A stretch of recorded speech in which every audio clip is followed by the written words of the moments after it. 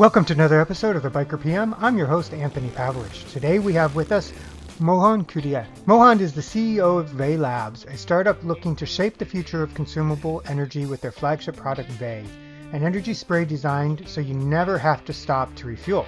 The recipient of the Prestige Scholar Award at McGill, he has worked in multiple neuroscience labs. He has designed and led his own transcranial direct current stimulation clinical study and has designed and created 3D printing neurological inserted head bars for transgenic mice, significantly reducing costs for research projects on the progression of Alzheimer's. He is also currently enrolled at McGill Law School. So let's get started.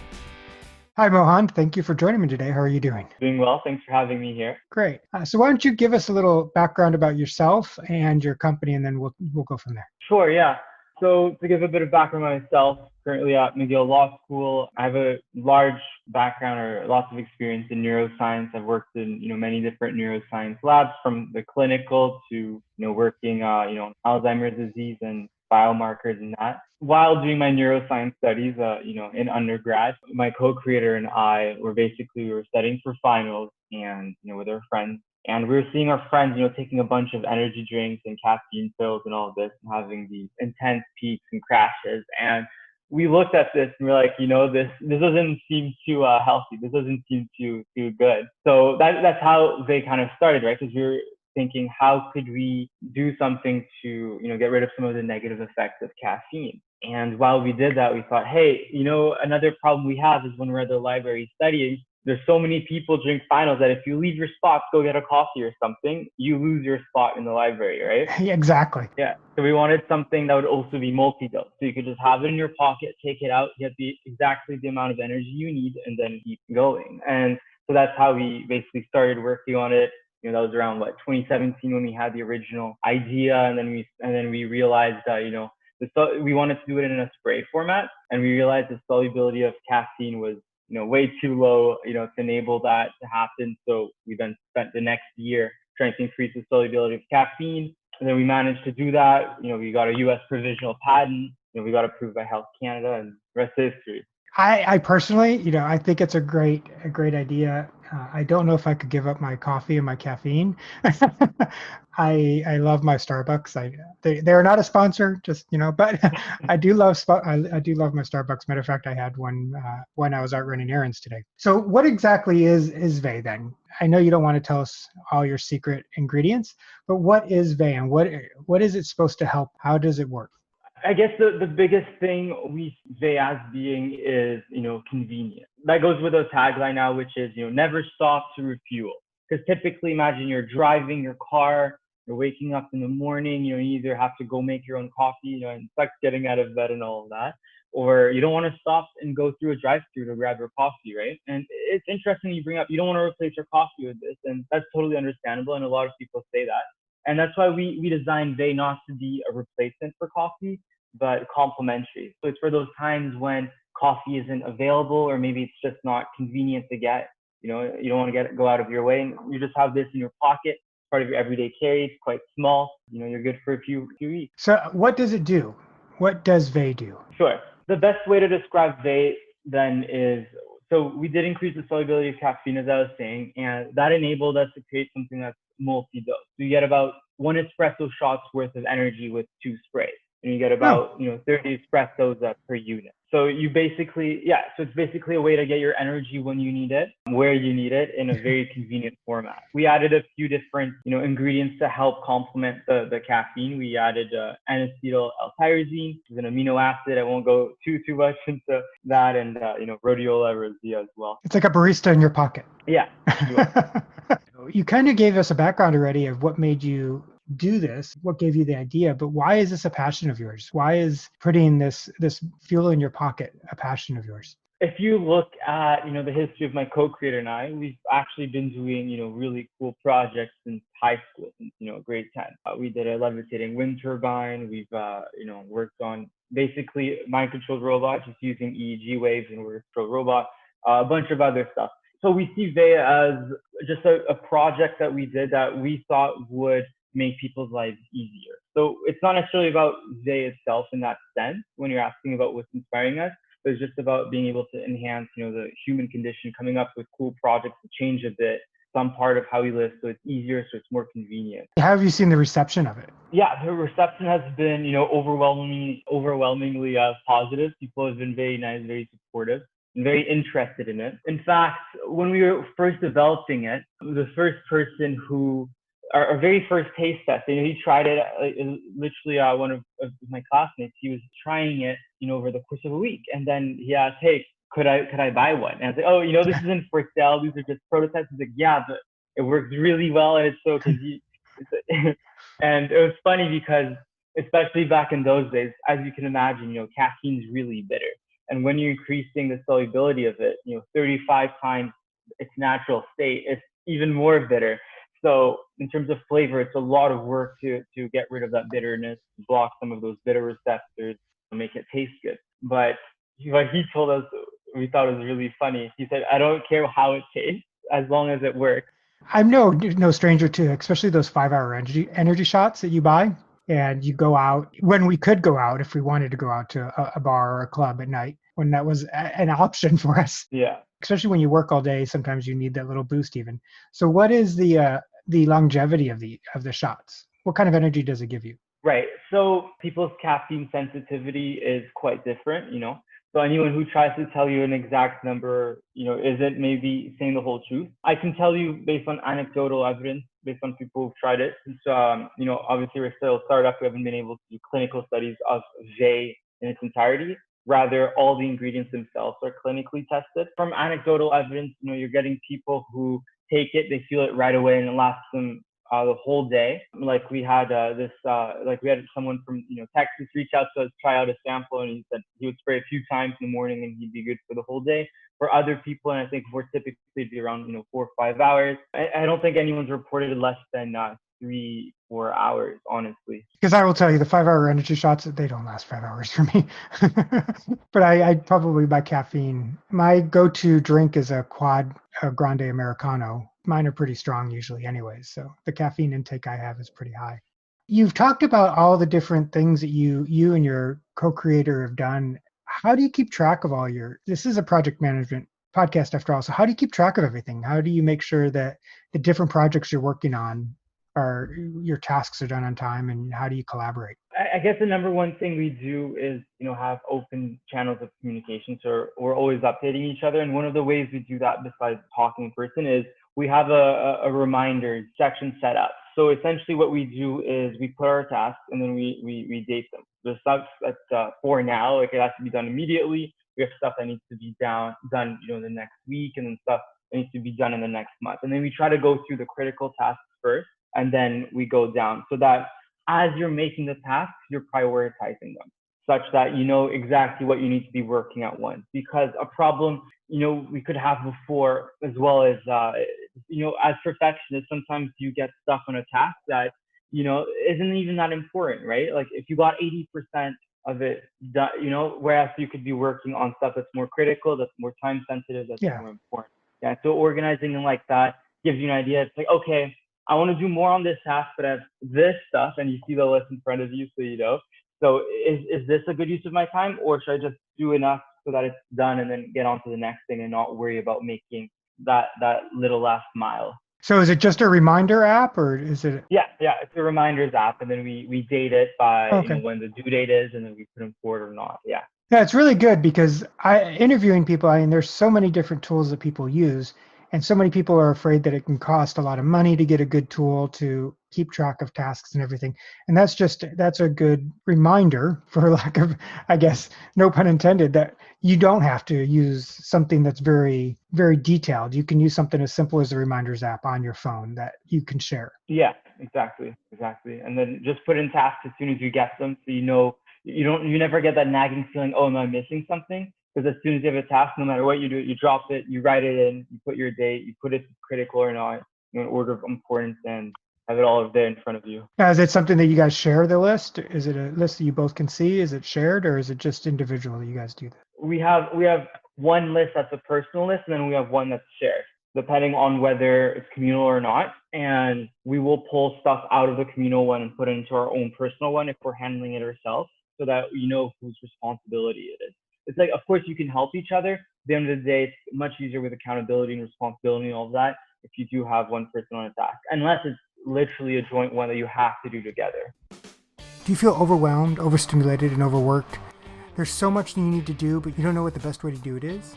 And you're not sure where all your time goes each week? Jump on over to my website, pavproconsulting.com. You can download my free PDF, The 5 Proven Strategies to Steal Back Lost Time and Money in Your Business. And while you're there, you can book a free process discovery session.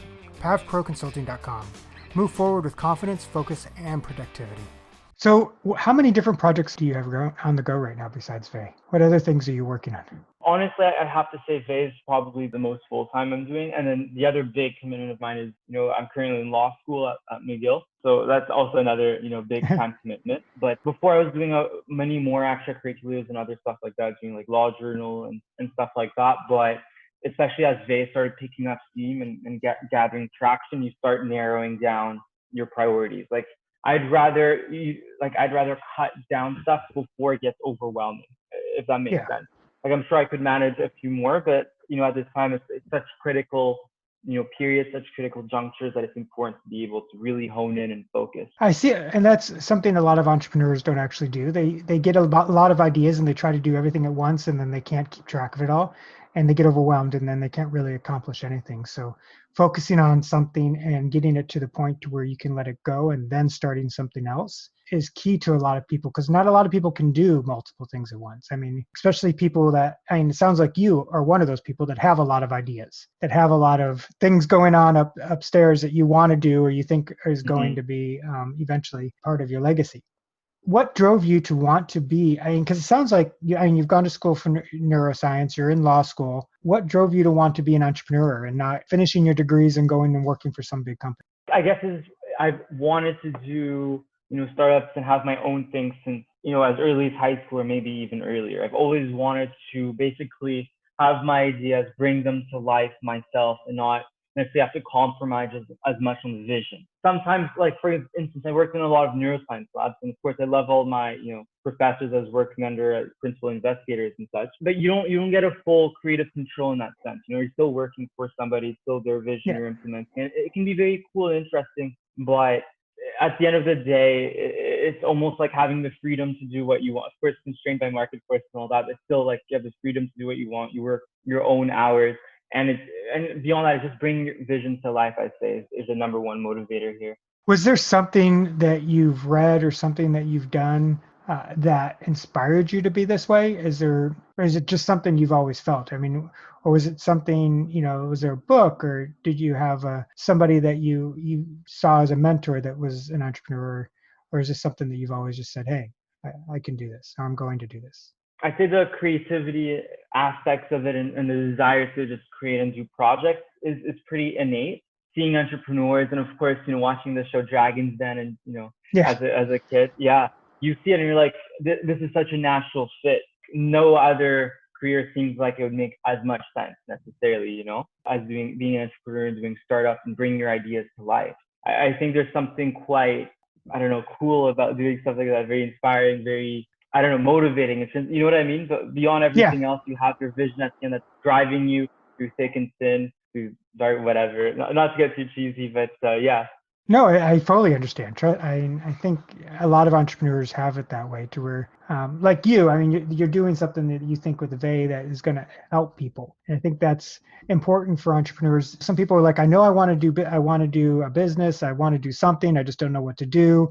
And actually just looking for a problem that's out there and coming up with a solution that you can get passionate and get behind is what is going to be key to success. Because you're going to look at it and you'll be like, there's a problem, and do I have something that can solve it? If you don't have an idea that can solve it, well, then it's find something else. But having that passion to help and having that passion to try to make something better, I think is where a lot of people become successful, because they find that drive, and it's internal. So it's something internal that drives you to do that. Where do you see yourself going next then? I mean, Vay's, it's still in its beginning stages, but where do you see going with Vay? You think you're just going to do it all online? How do you see this going? Sure. Yeah. As you said, we're still in our infancy. First few months, just first time where we did pre-orders, I guess, through crowdfunding, of course. So, There's a lot planned for the future. We have already been contacted by retailers and distributors, worldwide actually, who are interested in carrying Vey and, helping us bring this to people from markets as disparate as Japan, Indonesia, Russia, the Middle East. So it's pretty cool to see that is resonating from people from such, diverse cultures as well. Just from seeing on Indiegogo and understanding the vision, a bit of talk. So in that sense, we'd be both online and, in person, because at the end of the day, Vey is still something you need to, experience to really grasp its strength. Just thinking of all the people who requested samples and then tried it and were like, wow, this really works. Because anyone can say stuff, but what we like to do, of course, is, you have the beautiful imagery and aesthetic and brand and all Yeah. that, but that's the style. But if you have the substance as well, and obviously you need both, right? Because without the style, people won't even want to try, the substance, right? But if you have both the style, the nice look and stuff, and you have the substance, people are subscribing to it, then you can do, get it widespread. And yeah, so to answer your question, we're doing both online and, in store, in retail. When do you think that this is going to be available on a global basis? And you said you started doing pre-orders. So when do you think that this is going to be available? We're planning to send out, our shipments by February. Like, we're working right now with the manufacturer for the bottle, and, we're doing liquid manufacturing right here in Canada. Another big thing for us is, quality control, and, doing it in Yeah. Canada, and, with a very strict regulations and stuff, we can be sure we have the top quality needed, especially for something you're ingesting. So we're just going through all the production run stuff, all your typical stuff. So we're expecting to be able to do that by February. And after that point, we'll have the whole infrastructure set up, the whole supply chain set up, and then we'll be able to spread it out to retailers, send it out to people buying online and such. It's really great that you're doing that. You're getting the liquid and everything created in Canada. I think that'll be it's really, especially in today's world. I think it's really important for, well, Canadians. It's really important for them to be able to buy something that they know is produced locally. Absolutely. Yeah, I'm a dual citizen. I'm from the U.S. originally, and I got married and moved here. So, but I am a Canadian citizen too. And when we shop, that's what we really. I mean, honestly, we look for things that are made in North America first before we look. And a lot of things that we pick up and we put back because they're not made where we want to purchase from. So, what kind of advice would you have for people that want to go out on their own and be an entrepreneur? Is there certain things you would, if somebody came to you and asked you, what would you tell them? I guess I have a few different things to tell them. I guess the first one is centered around making sure that you're trying to address a problem, because nothing is worse than, developing something really innovative, really cool, and people will tell you it's cool and such, but when it comes down to, actually getting money and actually getting paid, no one's really down for that. So I guess that whole section would be centered around listen to people, talk to people, really listen to people in the sense, not just, oh, is it a cool idea, but would you, personally use this? Because that's a very different thing, right? When someone says an idea is cool, they're almost distancing from themselves from it. It doesn't mean that they would necessarily buy it. And it's important to, understand that nuance and really dig deep and see if they would use it. And if they would, why, or, why not? And that's just a problem statement, right? Making sure that whatever you're trying to come up with is addressing a real problem that people have and are willing, to pay for. Either they're already paying for it and you're going to come up with something better, like, consumable energy. People need their energy, or, it's a problem they have, or maybe they don't know they have, but it's very obvious. Because if it's a problem they don't know they have and not very aware, then it's going to be hard to convince them they should pay, right? Especially since they've just been dealing. And on the other hand, it's when you do have that idea that addresses problems that people are saying, I'd be willing to pay for it, it's to focus on it, not to do multiple, as you were saying earlier, not to do all these multiple projects, but to really focus, put your all into it.